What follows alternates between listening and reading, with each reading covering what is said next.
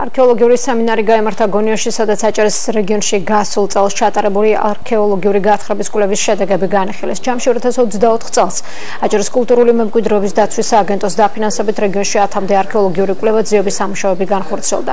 ღონისძიებაზე მოეწყო ფოტო გამოფენაც სახელწოდებით ისტორიის მემატიანე. ასახული იყო რეგიონში ღვაწლმოსილი არქეოლოგების მერწლების განმავლობაში განხორციელებული მნიშვნელოვანი აღმოჩენების პროცესები. კონფერენცია მუზეუმის საერთაშორისო დღესთან დაკავშირებით გაიმართა, რომლის ფარგლებში 9 საათზე გონიო აფსაროსის არქეოლოგიურ არქიტექტურულ კომპლექსში ნოდარ გუმბაძის მოთხრობის მიხედვით სპექტაკლი ჰელადოსი გაიმართება.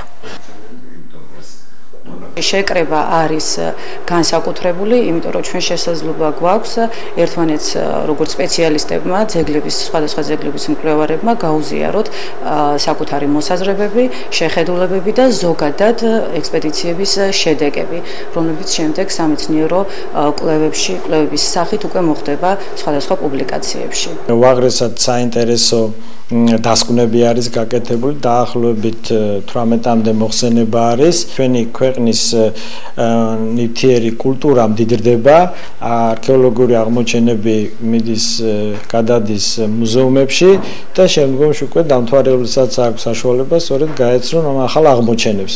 და ამ მხრივ ეს ექსპედიციები გაგრძელდება ბუნებრივია და ვფიქრობთ, რომ საინტერესო შედეგების შესახებ შემდგომშიც გვექნება აღნიშნული სემინარი.